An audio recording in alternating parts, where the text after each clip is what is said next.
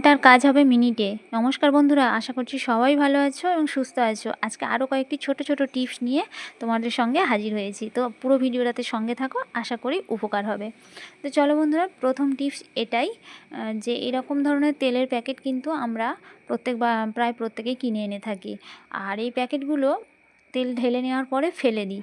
তো ফেলে দেওয়ার আগে এটাকে আরেকবার ব্যবহার করে নিলে ভালো হয়। তো সেই কারণে আমি কি করেছি, এখানে লুচি করব, ময়দাটা মেখেছি। আমি যদি লুচির এই যে মানে লেচিটা ওর মধ্যে দিয়ে নিই, কিন্তু এটা বেলার জন্য এক্সট্রা করে আমার তেল লাগবে না। আমরা কি করতে পারি, ওর মধ্যে রেখেও বেলতে পারি, বা পুরো লেচিগুলো ওর মধ্যে দিয়ে তেলটা মাখিয়ে নিতে পারি। তার জন্য কিন্তু এক্সট্রা তেলটা আর লাগছে না। তারপরে প্যাকেটটা ফেলে দিই, পুড়িয়ে দিই, কিছু একটা করলেই হবে। সুতরাং তার আগে একটু ব্যবহার করে তারপর ফেলবো প্যাকেটটাকে। তো আশা করছি বন্ধুরা এই টিপসটি উপকারে লাগবে। তো চলো হচ্ছে দ্বিতীয় টিপস। এখানে তৃতীয় টিপসটি এটাই ছিল যে আমরা তো কাঁচের গ্লাসে গরম জল, গরম দুধ ঢেলে থাকি। আর অনেক গ্লাসে গরম দুধ ঢালার পর গ্লাসটা ক্র্যাক হয়ে যায়। আর তার জন্য আমরা কি করব, এখানে একটা স্টিলের চামচ ব্যবহার করব। আর স্টিলের চামচ গ্লাসের মধ্যে রেখে যদি কোনো গরম দুধ বা গরম জল ঢালা হয়, সেখানে কিন্তু কোনো রকমভাবে গ্লাস ফেটে যায় না। তো সেই কারণে আমি স্টিলের চামচটা রেখে তার উপর আমি গরম দুধটাকে ঢেলে দিয়েছি। দেখো এটা আমি অনেক দিন আগে থেকেই জানি, কিন্তু আজকে মনে হলো তাই তোমাদের সঙ্গে শেয়ার করলাম। আশা করি টিপসটি তোমাদের উপকারে লাগবে, কাজে লাগবে। তো চলো বন্ধু, পরের টিপসে যাওয়া যাক। এখন তো শীতের সময় সোয়েটার, মাফলার, উলের সমস্ত জিনিস আমরা ব্যবহার করে থাকি। এই উলের জিনিস ব্যবহার করতে করতে এর গায়ে কিন্তু গুটি গুটি পাকিয়ে যায়, উলের মানে উপরের পশমগুলো। তো সেগুলো দেখতে খুব খারাপ লাগে, বাইরে পরে যেতেও খারাপ লাগে। তো সেই কারণে এগুলোকে আমি মানে পরিষ্কার করার জন্য আজকে এই টিপসটি ব্যবহার করছি। তো দেখো কি করব, এই পশমগুলোকে তোলার জন্য, গুটি গুটি পশমগুলোকে তোলার জন্য আমি এখানে একটা নতুন স্কচ ব্রাইট নিয়ে নিয়েছি।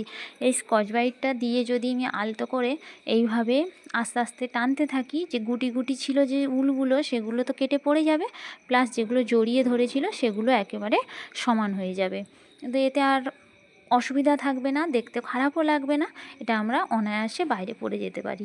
চলো বন্ধুরা, পরবর্তী টিপস শেয়ার করা যাক। এই দেখো, এই ধরনের অনেক সুন্দর সুন্দর হার কিন্তু আমরা ঘরে ফেলে রেখে দিই, কারণ এই যে এগুলো পরলে খুব বাজে দেখতে লাগে, এই যে সুতো সুতো উঠে গেছে না, এই কারণে। আর পরে গেলে খুব খারাপও লাগে, আমি দেখেছি অনেকের এইভাবে পরে আসতে, সব সৌন্দর্যের মাঝখানে এটা যেন বেখাপ্পা লাগছিল। যাই হোক, এই ধরনের গোল্ডেন কালার নেল পালিশ তো আমাদের প্রায় সবার ঘরেই থাকে। আর আমি কি করব, এই গোল্ডেন কালার নেল পালিশটা আমি যদি এই গোল্ডেন সুতোর মধ্যে লাগিয়ে নিই, তাহলে সাদাটা দেখা যাবে না, আর খারাপও দেখতে লাগবে না। আর বাদবাকি যে সুতোটা বেরিয়ে থাকবে, সেটাকে কাঁচির সাহায্যে কেটে দিলে জিনিসটা একেবারে সুন্দর হয়ে যাবে। বন্ধুরা, তোমাদের কারো ঘরে যদি এই ধরনের হার এইভাবে পড়ে থাকে, তোমরা কিন্তু এই টিপসটি অবশ্যই ট্রাই করে দেখতে পারো। আশা করছি ভালো হবে, উপকার হবে, আর ফেলেও দিতে হবে না পছন্দের হারটি। চলো বন্ধুরা, যা যাক পরবর্তী টিপসে।